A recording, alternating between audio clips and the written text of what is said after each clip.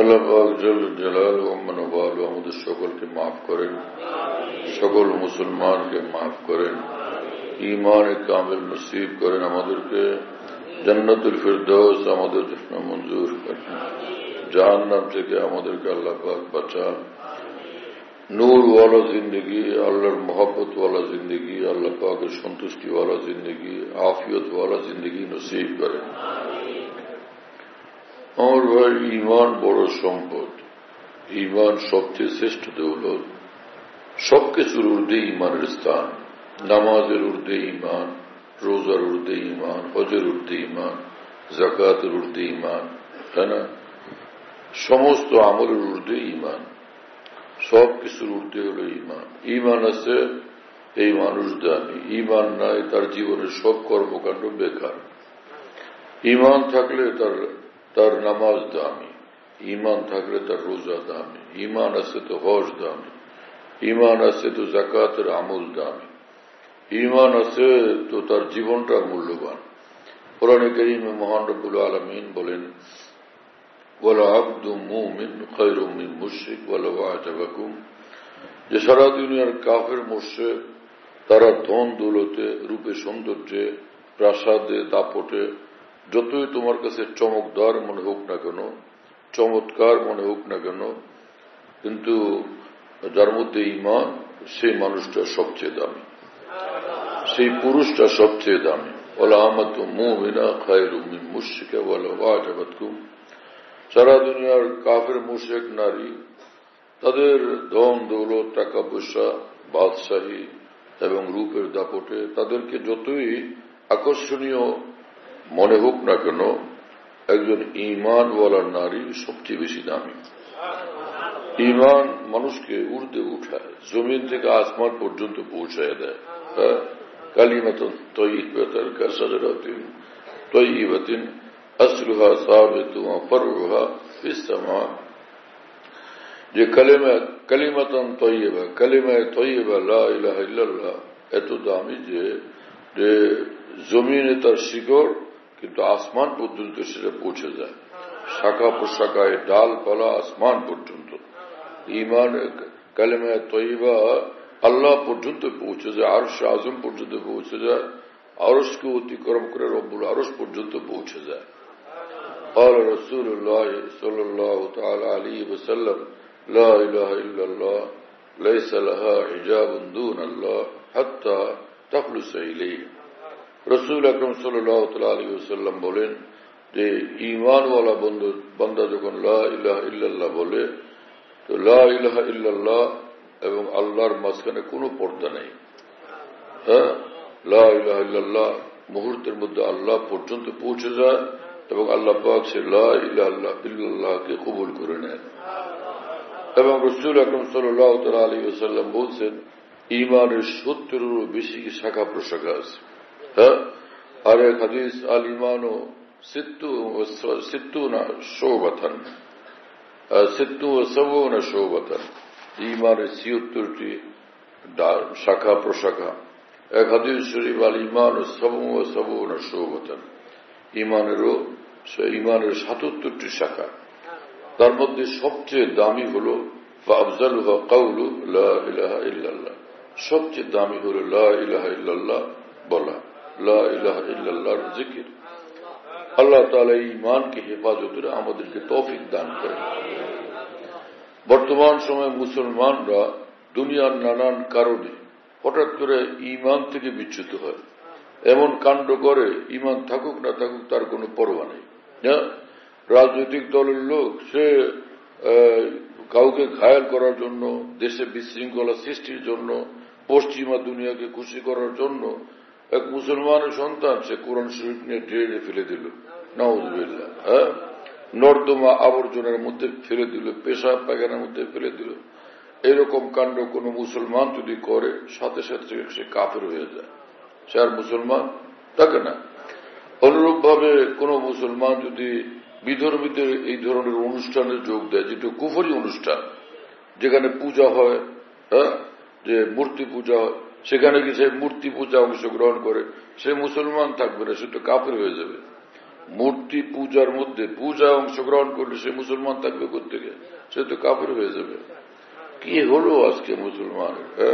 قال رسول الله صلى الله عليه وسلم من ترك الصلاة فقد كفر। রাসূল আকরাম সাল্লাল্লাহু আলাইহি ওয়াসাল্লাম বলছেন, যে ব্যক্তি ইচ্ছাকৃতভাবে নামাজ পরিত্যাগ করে, তো নামাজ ত্যাগ করে দেয়, ফাকাদ কাফারা, সে কাফের হয়ে যায়।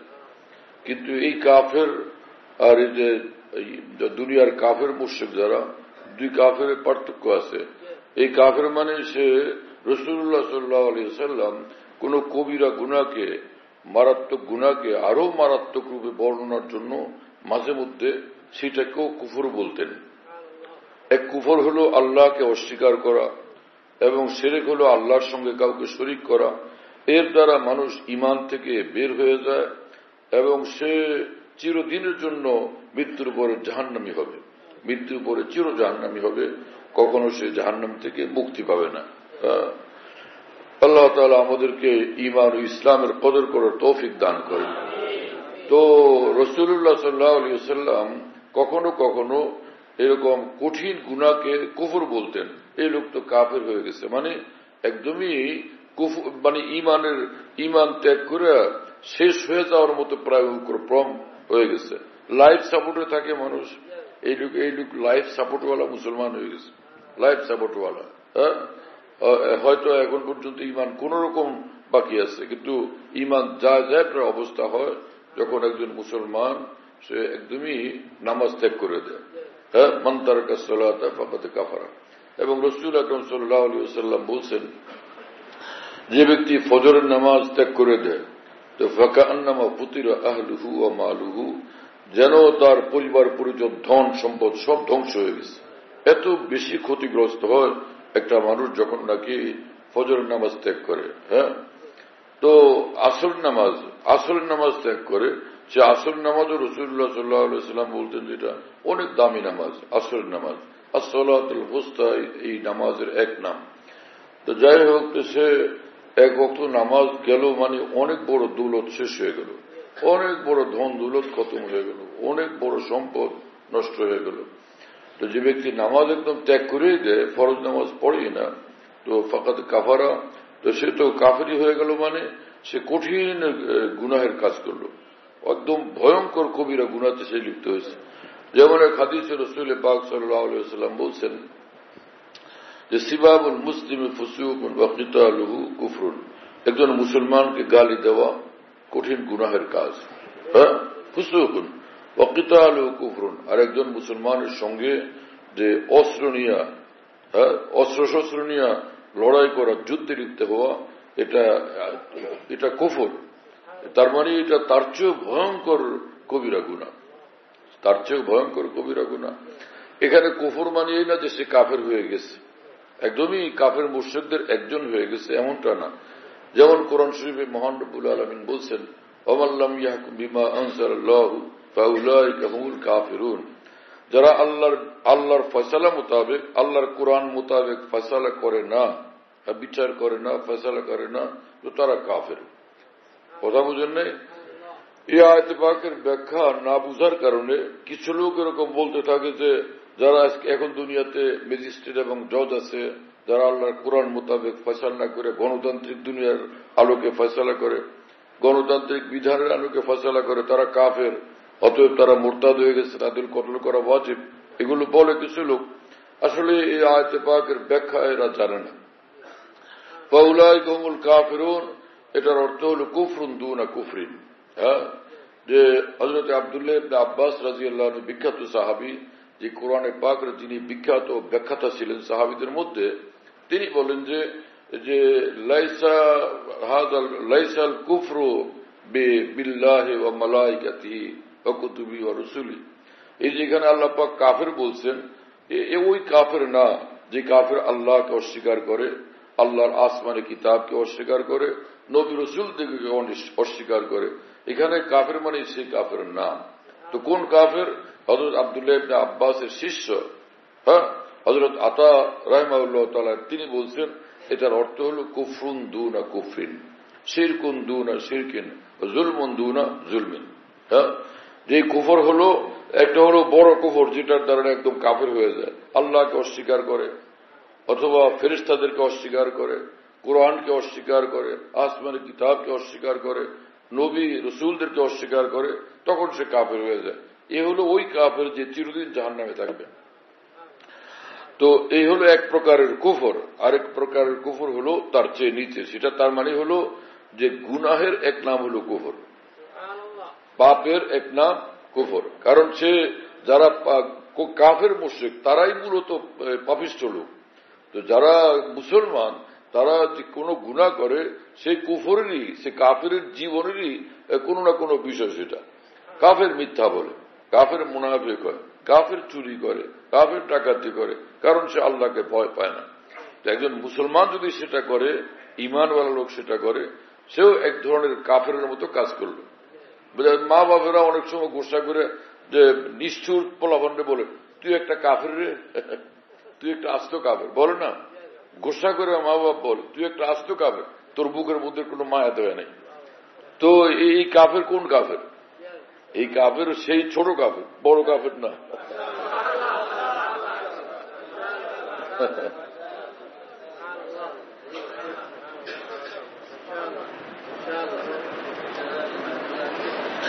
অনুরূপভাবে রাসূল পাক সাল্লাল্লাহু আলাইহি ওয়াসাল্লাম যে বলছেন, যে ব্যক্তি নামাজ ত্যাগ করে সে ফাকাদ কাফারা, সে কুফর করলো, সে কুফর অবলম্বন করলো, মানে ভয়ঙ্কর গুনাহে সে লিপ্ত হল।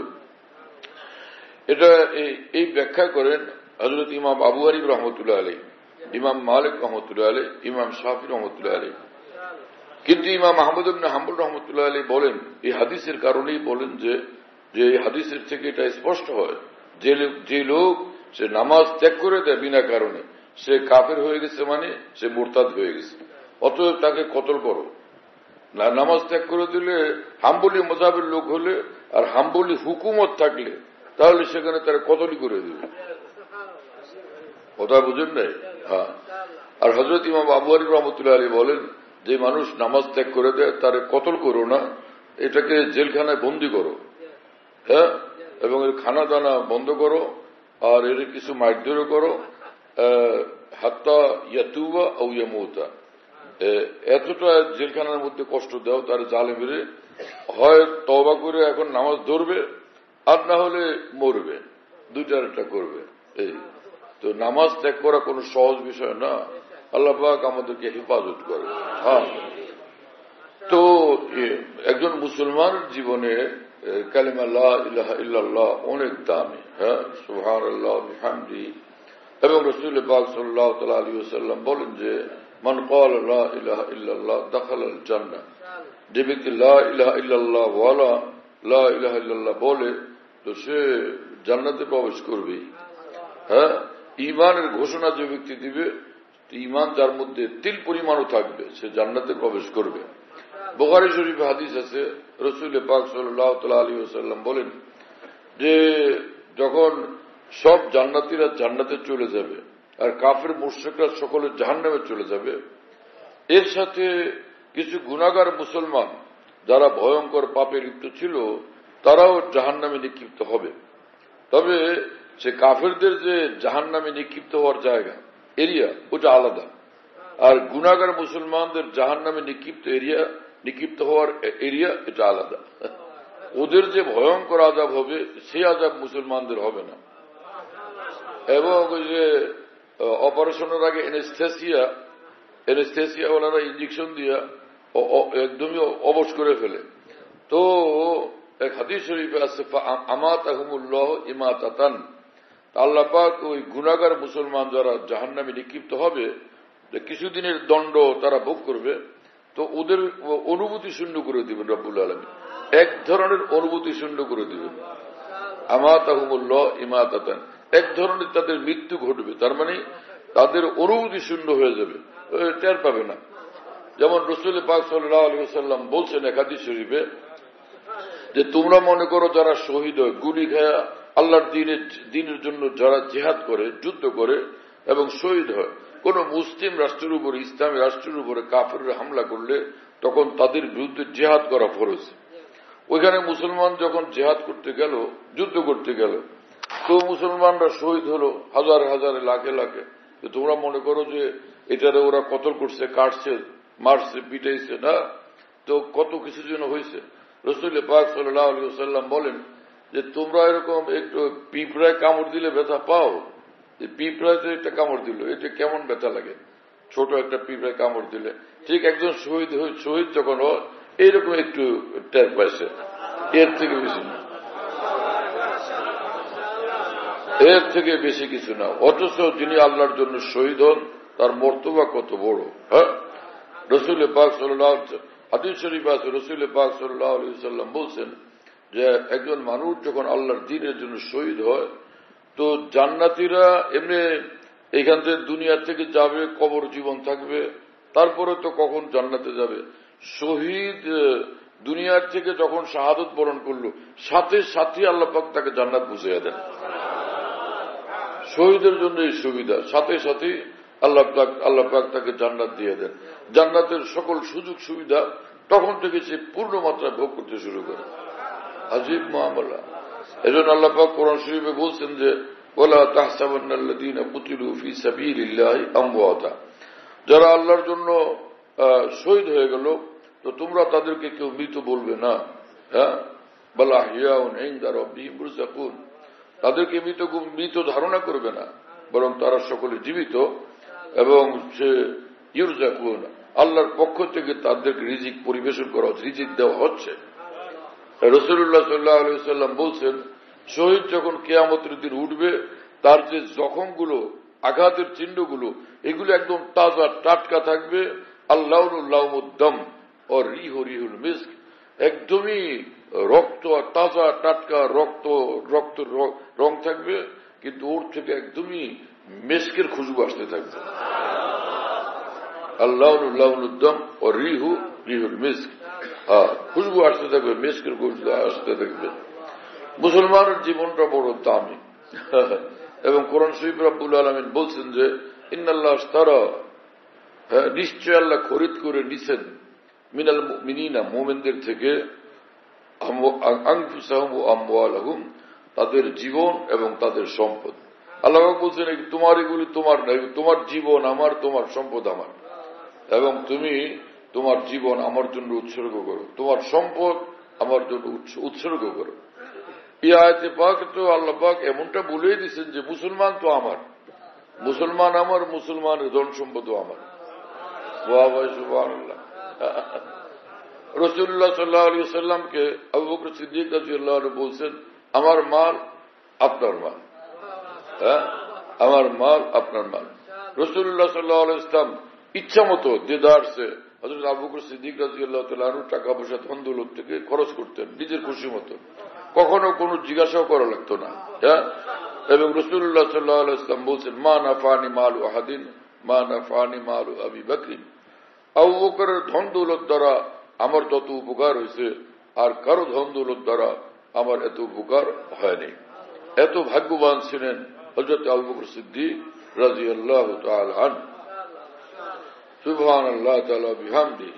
তো সাহাবায়ে কেরাম রাদিয়াল্লাহু তাআলা আনহু ঈমান আনতেন, মুহূর্তে তাদের জিন্দেগি বদলে যেত।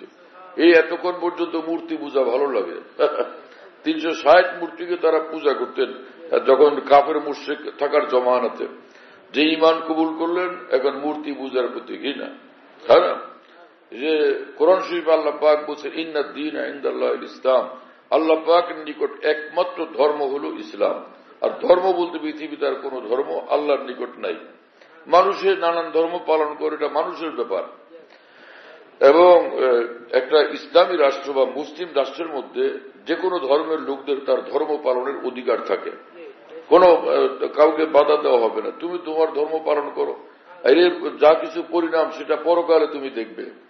দুনিয়াতে তাকে কোনো মুসলমান বাধা দেবে না, কাউকে কিছু বলবে না, যার যার ধর্ম সে পালন করবে। কিন্তু একজন মুসলমান অন্তর থেকে এটা বিশ্বাস করতে হবে ইসলাম ধর্ম সকল ধর্মের ঊর্ধ্বে, এবং ইসলাম ধর্মই একমাত্র নির্ভুল ধর্ম, বাকি সব ধর্ম ভিত্তিহীন এবং ব্যাঠিক। যে আর কোন ধর্ম সঠিক হবে? যখন আসমানি কিতাব ছিল ঈসা আলাইহিস সালামের উপর, যেটার নাম ইনজিল, যেটাকে ওরা এখন বাইবেল নাম দিছে, সেটা আসমানি ধর্ম ছিল। সেটাও মুহাম্মদুর রাসূলুল্লাহ সাল্লাল্লাহু আলাইহি ওয়াসাল্লাম নবী হিসাবে আবির্ভূত হওয়ার পরে তখন সে বাইবেলের যে আসমানি ধর্ম সেটা নিষিদ্ধ হয়ে গেছে।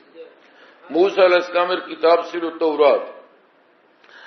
রসুল আমাদের প্রিয় নবী মুহাম্মদুর রাসূলুল্লাহ সাল্লাল্লাহু আলাইহি ওয়াসাল্লাম নবী হিসাবে আবির্ভূত হওয়ার পরে তখন মূসা আলাইহিস সালামের আসমানি কিতাব তাওরাতের ধর্ম এটাও নিষিদ্ধ হয়ে গেছে। কোরআন সেগুলোকে নিষিদ্ধ করে দিয়েছে। হ্যাঁ, অনুরূপ ভাবে হযরত দাউদ আলাইহিস সালামের যে জাবুর কিতাব, হযরত দাউদ আলাইহিস সালাম দরিয়ার কিনারায় যখন জাবুর কিতাব পড়তেন, এমন মধুময় কণ্ঠ ছিল, অতুলনীয়, অকল্পনীয় মধুময় সে তার কণ্ঠস্বর ছিল, যে দাউদ আলাইহিস সালাম যখন জাবুর কিতাব পড়তেন তো দরিয়ার মাছেরা কিনারা এসে ভিড় করতে থাকত। লাখে লাখে মাছেরা এসে দরিয়ার কিনারায় ভিড় করতে থাকত। এবং সে দাউদ আলাইহিস সালামের তেলাওয়াতের সঙ্গে, তার জিকিরের সঙ্গে সে পাহাড়রা পর্যন্ত জিকিরে মশগুল হয়ে যেত।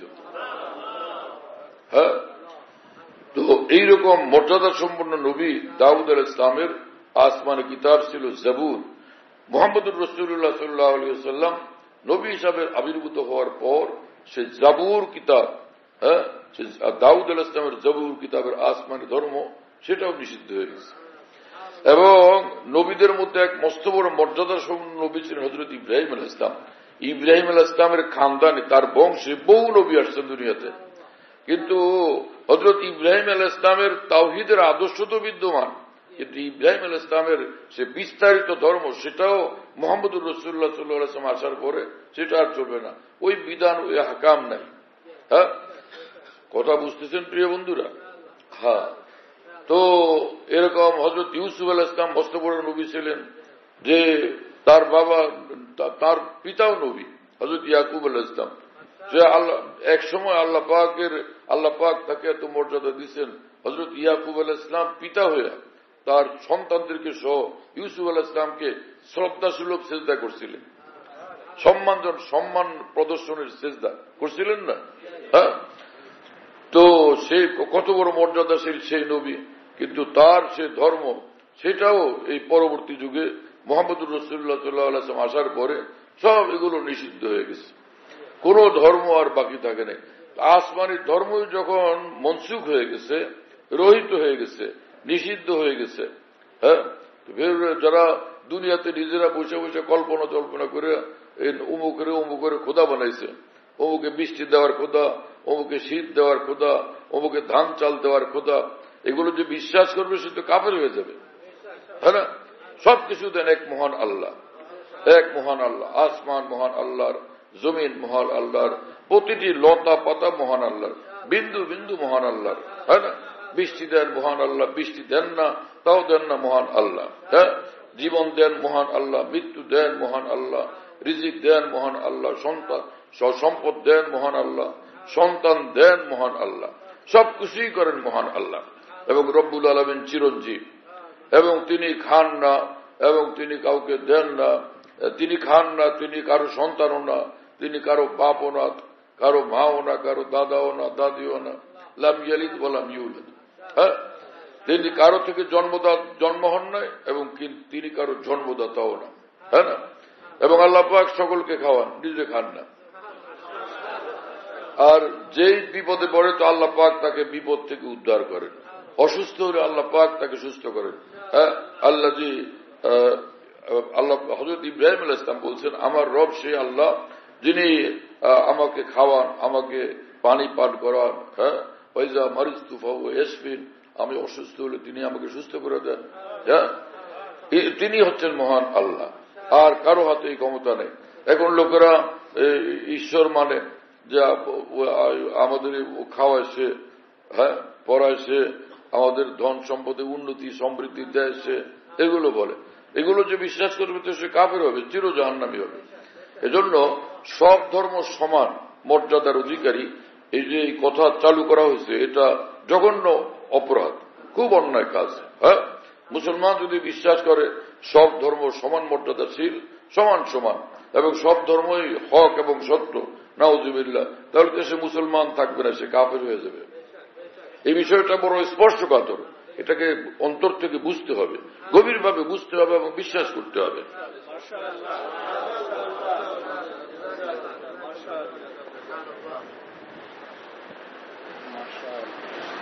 এজন্য ধর্ম নিরপেক্ষতা না বলা উচিত ধর্মীয় স্বাধীনতা। ধর্ম নিরপেক্ষতা শব্দ এটাকে পরিহার করা উচিত, বলা উচিত ধর্মীয় স্বাধীনতা। ওনারা আবার নতুন একটা সংস্কার করছেন, ওর ধর্ম নিরপেক্ষতাকে বাদ দিয়ে ওটার সামনে লাগাইছেন যে বহুত্ববাদ। এটা আবার কোন যন্ত্রণা, এটাকেও বাদ দেন। এটা এর কান্দে চড়ে অনেক ভূত সওয়ার হবে। এই বহুত্ববাদের কান্দে বহুত ভূত সওয়ার হবে। এমনি বহুত্ববাদের কোনো অভাব নাই। আপনারা আবার এটাকে সংবিধানে যোগ করে দেওয়া সব ঝামেলা একত্র করে দিবেন। এই ঝামেলার মধ্যে যায় না, এটাকে জলদি বাদ দেন। ওই জায়গায় পরিষ্কার লাগাই দেন ধর্মীয় স্বাধীনতা। এত পেঁচাপেচি করবেন না, সোজা কথা বলেন, পরিষ্কার কথা বলেন যে আমাদের দেশের বিভিন্ন ধর্মের লোক থাকবে, সব ধর্মের মানুষ নিজ নিজ ধর্ম পালন করতে পারবে, সে কথা পরিষ্কার বলেন। এগুলো এই জন্য আলোচনা করতেছি যাতে আমাদের ঈমানের হেফাজত হয়। যারা এই কথা বিশ্বাস করবে রাজনীতি করো রাজনীতি করো, কিন্তু সেখানে ইসলামকে তুমি সবকিছুর ঊর্ধ্বে রাখো, ইসলামকে সবকিছুর ঊর্ধ্বে রাখো। হ্যাঁ, আল্লাহ পাক আমাদেরকে সে বুঝ দান করেন।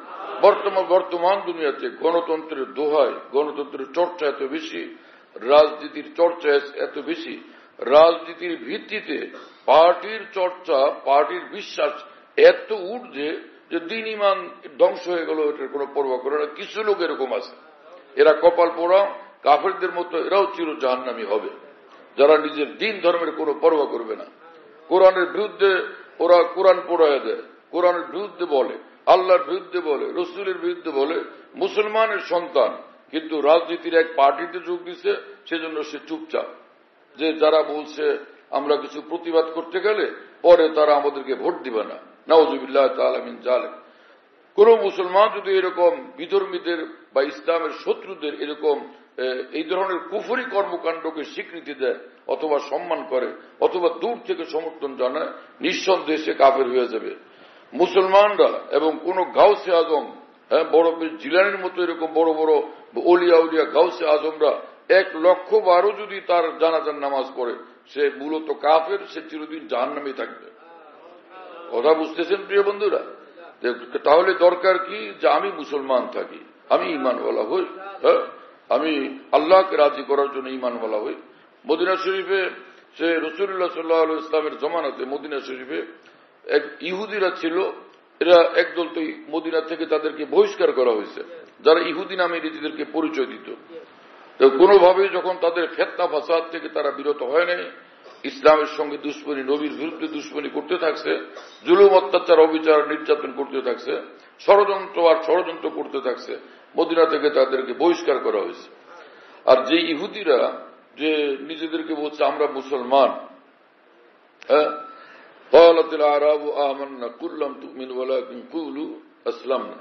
ওরা বলতো আমরা ঈমানওয়ালা, আমরা ঈমান আনছি।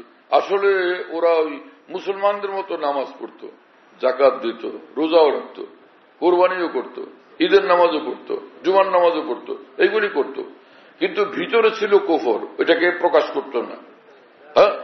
আল্লাহ পাক জাল্লা জালালুহু ওয়া পরিষ্কার বলে দিয়েছেন, ইন্নাল মুনাফিকিনা ফি দারকিল আসফালি মিনান নার। কাফেরদের যে আযাব হবে, মুনাফিকদের আযাব তার চেয়েও ভয়ঙ্কর হবে। কারণ সে চুলার আগুন যখন জ্বলে, আগুনের সে চুলার তলদেশের আগুনটা বেশি ভয়ঙ্কর হয়, বেশি মারাত্মক হয়। আল্লাহ পাক পবিত্র কোরআনে বলেন সমস্ত এই মুনাফিকদেরকে জাহান্নামের তলদেশে আযাব দেওয়া হবে। আল্লাহ আমাদেরকে হেফাজত করেন। এজন্য মুসলমানদের উচিত না মুনাফিকের জিন্দেগি যাপন করা। ভিতরে ঈমান নাই, বাইরে তুমি মুসলমান, খালি কোরবানি করো আর ঈদের সময় ঈদে এসে কোন রকম করতো একটা গায়ে দিয়ে শরীক হোক, এতটুকু মুসলমান হওয়ার জন্য যথেষ্ট না। মূল বিষয় হলো অন্তরে ঈমান থাকতে হবে। হ্যাঁ, আল্লাহ পাক জাল্লা জালালুহু আমাদেরকে এবং সকল মুসলমানকে বুঝ দান করেন। ঈমানের ব্যাপারে কারোর সঙ্গে কোনো কম্প্রোমাইজ নেই। ঈমানের ব্যাপারে কারোর সাথে কোনো কম্প্রোমাইজ নেই। ঈমানের ব্যাপারে কোনো শক্তির সাথে কম্প্রোমাইজ নেই, কোন রাজনীতির সাথে কম্প্রোমাইজ নেই। ঈমানের ব্যাপারে পৃথিবীর কোন সরকারের সাথে কোনো কম্প্রোমাইজ নেই। আল্লাহ পাক জাল্লা জালালুহু এরকম মজবুত ঈমান আমাদেরকে দান করেন। এক সাহাবী ছিলেন আব্দুল্লাহ ইবনে হুযাফা রাদিয়াল্লাহু তাআলা আনহু। তো খ্রিস্টানরা তাদেরকে গ্রেফতার করে নিয়ে গেছে। তাদের মধ্যে বড় ছিলেন এই সাহাবী। হযরত আব্দুল্লাহ ইবনে উযাফা রাদিয়াল্লাহু আনহু তিনি ছিলেন সবচেয়ে বড়, এই দলের আমির, তিনি প্রধান। তো তাকে ওই বাদশাহ, খ্রিস্টান বাদশাহ ডাকছে এবং বলছে যে তুমি ইসলাম ত্যাগ করে দাও, আর না হলে প্রথম বলছে তুমি এই যে শুয়োরের গোশত খাও, শুয়োরের গোশত খাও আর এই যে মদ খাও, তাহলে তোমাকে ছেড়ে দেবো। বলো না জীবন দিতে প্রস্তুত, আমি শুয়োরের গোশত খাবো না, আমি মদও খাবে না। অথচ আল্লাহ ইসলামী শরীয়তে এটা বৈধ ছিল যে মুখে অন্তত এমনি তুমি খায় নাও, তারপরে তোমার জীবনটুকু রক্ষা হোক, এইটুকু করার তার জন্য বৈধতা ছিল। কিন্তু তিনি দেখাইছেন যে এতে কাফের মুশরিকরা ইসলামকে এবং মুসলমানদেরকে দুর্বল মনে করবে, একটা স্বার্থ পাইলেই ইসলাম ত্যাগ করে দেয়। হযরত এই সাহাবী এই জন্য সে কোনোভাবেই সম্মত হন নাই। পরে তার সামনে জ্বলন্ত ড্যাগের মধ্যে, বড় ড্যাগের মধ্যে তেল ঢেলে দিয়ে সে তেলের ভিতরে তার সাথীদের ওর ভিতরে নিক্ষেপ করা হয়েছে, কোন সাথীকে একদম জ্বলে পড়ে শেষ হয়ে গেছে।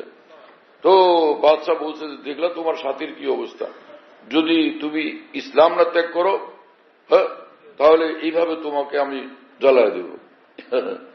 পরে তিনি হঠাৎ কান্না শুরু করছেন, কান্না শুরু করলে তখন বাদশাহ, কাফের বাদশাহ মনে করছে যে বোধহয় এবার একটু মানসিকভাবে দুর্বল হয়েছে, হয়তো ইসলাম ত্যাগ করবে, কষ্ট হচ্ছে তবুও ত্যাগ করবে।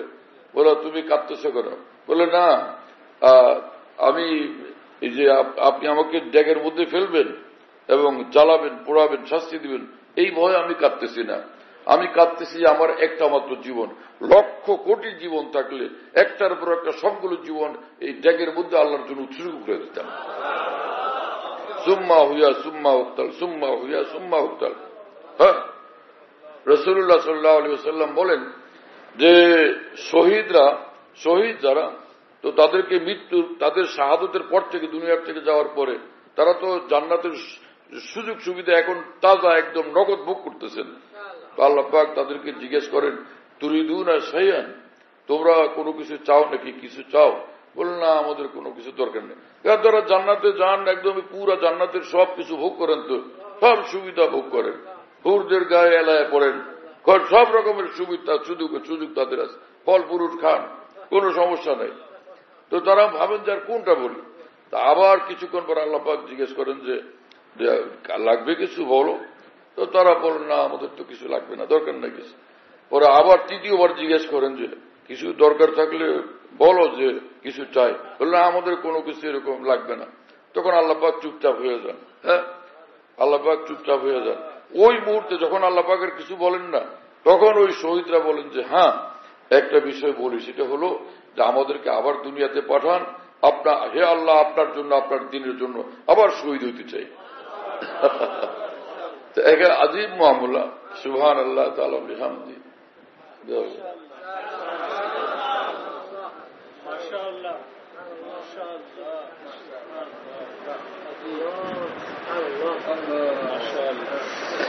একজন মুসলমান, হ্যাঁ না? তো ওই যে সে সাহাবী, তিনি এই কথা বললেন যে আমার যদি শত শত জীবন থাকতো, লাখো কোটি জীবন থাকতো, একটার পর একটা আল্লাহর জন্য এইভাবে উৎসর্গ করতাম, কিন্তু একটাই জীবন, কিভাবে আর কি করব, কিভাবে? পরে বাদশা দেখলো যে না এই লোক তো অনেক কঠিন মুসলমান, শক্ত ঈমানওয়ালা, এ তো কোনোভাবেই নরম হচ্ছে না, হ্যাঁ না? পরে বাদশা বলল যে আচ্ছা শোনো, আমি একটা কথা বলি, তুমি যদি আমার কপালে চুমা দাও তাহলে তোমার মুক্তি দিব। হ্যাঁ, কপালে চুমা দিলে তোমার মুক্তি দেব। তখন সাহাবী বললেন যে শুধু আমাকে না, আমার সাথীদেরকেও মুক্তি দিবেন। তো বললেন আচ্ছা চলো তোমার সাথীদেরকেও। তখন উনি কপালে একটা চুমা দিয়েছেন। এই সাহাবী কাফের বাদশার কপালে একটা চুমা দিয়েছেন। কিন্তু যদি বাদশাহ এই কথা বলতো যে না শুধু তোমাকে, এর জন্য তিনি রাজি ছিলেন না। সাথীদেরকে সহ মুক্তি দেওয়া হবে, সেজন্য তিনি কপালে চুমা দিতে রাজি হয়েছেন, যে একটা আর্টিফিশিয়াল ব্যাপার, কপালে চুমা একটা দিলাম, আমার সাথীরা যে মুক্তি পেল। আল্লাহ এই সংবাদ একদম মদিনা শরীফে ওমর ফারুক রাদিয়াল্লাহু তাআলা আনহুর কাছে পৌঁছে গেছে। তখন ওমর রাদিয়াল্লাহু আনহুর শাসনকাল, তিনি আমিরুল মুমিনিন। কথা বুঝতেছেন? ওমর রাদিয়াল্লাহু তাআলা আনহু মদিনার সাহাবীদেরকে এবং সকলকে নির্দেশ করলেন যে আল্লাহ রসুল সাল্লাল্লাহু আলাইহি ওয়াসাল্লামের সাহাবীদের যে এই জামাতের আমির তিনি আসতেছেন, আব্দুল্লাহ ইবনে হুযাফা রাদিয়াল্লাহু আনহু, সকলে চলো মদিনার বাইরে গিয়ে আমরা তাদেরকে সম্বর্ধনা দেব। ওমর রাদিয়াল্লাহু আনহু গেছেন সাথে, এবং আগে আগে গেছেন, সকলের আগে আগে। সেখানে গিয়া সেই সাহাবী যখন আসছেন, হযরত ওমর রাদিয়াল্লাহু আনহু তার কবলে চুমা দিয়েছেন, এবং অন্যান্য সাহাবায়ে কেরাম জোশের সাথে আগে গিয়ে গিয়ে তার কবলে চুমা দিয়েছেন। শুনতেছেন প্রিয় বন্ধুরা, এর নাম মুসলমান। হ্যাঁ, ফালাস্তু বালিহিনা উক্তাল মুসলিমান আলা আই জামবিন কানা লিল্লাহি মাসরাই ওয়া যালিকা ফি যাতিল ইলাহি ওয়া ইয়াশা ইউবারিক ফি আওসালি শিলবিল মুমাজ্জাই। হ্যাঁ, সুবহানাল্লাহ ওয়া বিহামদি। এরকম আরেক সাহাবীর ঘটনা, এটা বুখারী শরীফ 2য় খণ্ডে আছে। ওনাকে ওই কাফেররা যখন সে শুলে চড়াইতেছিল, তখন উনি শের পড়ছেন। একজন মুসলমান, এই যারা মুসলমান ইসলামেরই আমল করে, খেদমত করে, মেহনত করে, কিন্তু কবিতা বললে মনে করে এটা গুনার কাজ হলো। কোরআন শরীফে আল্লাহ ঈমানওয়ালাদের কবিতার পারমিশন দিয়েছেন, এবং রাসূলুল্লাহ সাল্লাল্লাহু আলাইহি ওয়াসাল্লামের সামনে হাসান ইবনে সাবিত রাদিয়াল্লাহু আনহু সাহাবী কবিতা পড়তে থাকতেন, শুনাইতে থাকতেন, সাহাবীদেরকে জোর দিতে থাকতেন। হ্যাঁ না? আর মনে করে কবিতা পাইকারি ভাবে নিষেধ। আর এই সাহাবী শহীদ হওয়ার মুহূর্তে কবিতা পড়ছেন, ফালাস্তু বালিহিনা ওয়াক্তালু মুসলিমান আলা আই জামবিন কানা লিল্লাহি মাসরাই। আমি জীবন দিচ্ছি আল্লাহর জন্য, আমি কোনো পরোয়া করি না। হ্যাঁ, ওয়া যালিকা ফি যাতিল ইলাহি মান ইয়াশা ইউবারিক ফি আওসালি শিলবিল মুমাজ্জাই। একটা মাত্র জীবন, একটা মাত্র শরীর, আমার দেহকে যদি শত শত হাজার হাজার খণ্ড বিখণ্ড করা হয়, এর জন্য আমি গর্বিত হব। কথা বুঝতেছেন প্রিয় বন্ধুরা? তো ইন্নাল্লাহ আশতারা মিনাল মুমিনিনা আনফুসাহুম ওয়া আমওয়ালাহুম বিআন্না লাহুমুল জান্নাহ। আল্লাহ পাক জাল্লা জালালুহু ওয়া মানওয়ালু ঈমানওয়ালাদের জীবন খরিদ করে নিয়ে গেছেন, সম্পদ খরিদ করে নিয়ে গেছেন। এই জন্য এই জীবন দ্বারা দুনিয়ার পাপাচারে জীবনকে লিপ্ত না করা, এক আল্লাহর সন্তুষ্টির পথে আমরা চলবো ইনশাআল্লাহ। হ্যাঁ, সেদিন কোন জায়গা জানি গেছিলাম, কেরানীগঞ্জে। ওখানে বললাম যে ভাই, ফ্রেশ মুসলমান হলে তাহলে আপনি একদম সোজা জান্নাতে, কোনো কথা নেই। যে ঈমান আছে, নামাজ রোজা আছে, সোজা আপনি যাবেন আর জান্নাতে প্রবেশ করবেন ইনশাআল্লাহ, কোনো ঝামেলা নেই। আরেকটা হলো যে গুনাহ তো ছিল, কিন্তু আল্লাহ পাক ঘোষণা করছেন যে সকল বান্দারা গুনাহ টুনা করলো, এরপরে এখন তওবাতিল্লাহ করছে, ইয়াজিদিল্লাহ তাওয়াবার রাহিমা। কোরআন শরীফে আল্লাহ পাক বলে দিয়েছেন যে কি আয়াত পড়ো, আরে ভাই কেসা হাফেজ তোমরা। হ্যাঁ, যে কোন মানুষ আল্লাহ পাক কোরআন শরীফে পুরস্কার বলে দিয়েছেন, যে ব্যক্তি কোন গুনাহ করলো, হ্যাঁ, অপরাধ করলো, এরপরে আল্লাহর নিকট মাপ চাইলো, ঠিকঠাক ভাবে তওবা করলো, তো নিশ্চয়ই সে আল্লাহকে পাবে একদম ক্ষমাকারী এবং তাকে গ্রহণকারী, তার তওবা কবুলকারী। তো যে সকল মানুষ অতীতে হাজারো লাখ কোটি কোটি গুনাহ করে ফেলছে, এখন আজকে তওবা করো যে এগুলো আমি যা করছি সব অন্যায় হয়েছে, আর ওই পথে আমি হাঁটবো না, ওদিকে আর যাবো না। হ্যাঁ, ওটাকে ত্যাগ করে দিলাম, আমি লজ্জিত, আমি শর্মিন্দা। বাস, যদি আগের সেই গুনাহ থেকে আলাদা হলো, এখন সে লজ্জিত, শর্মিন্দা, আর করবে না বলে এরকম দৃঢ় সিদ্ধান্ত করে, হবে আবার সেরকম হইতেও পারে যে আবার কোনো লিপ্ত হলো, কিন্তু এখন তার এই চিন্তা নাই, অন্তর থেকে একদম দৃঢ় সংকল্প, আর এই গুনাহ করব না। তাহলে আল্লাহ পাক তার পিছনের সব গুনাহ মাফ করে দেন। এইটা শোনার পরে ওনাদেরকে বললাম, আপনারা কি এই দুই পথে, তাকওয়ার পথে একদম ফ্রেশ হইয়া অথবা একদম পাক্কা তওবা করে জান্নাতে যেতে প্রস্তুত? তো একদম হাজার হাজার যত মুসলমান সব একদম হাত উঠাইছে যে আমরা একদম প্রস্তুত। আমি সেদিন এত মজা পাইছি যে মনে হয় যে জান্নাতে ঢুকতে শুরু করছে। আমরাও সকলে প্রস্তুত ইনশাআল্লাহ। মাশাআল্লাহ, মাশাআল্লাহ। আল্লাহ আমাদের সকলকে কবুল করে। ওয়া আখিরু দাওয়ানা আলহামদুলিল্লাহি রাব্বিল আলামিন।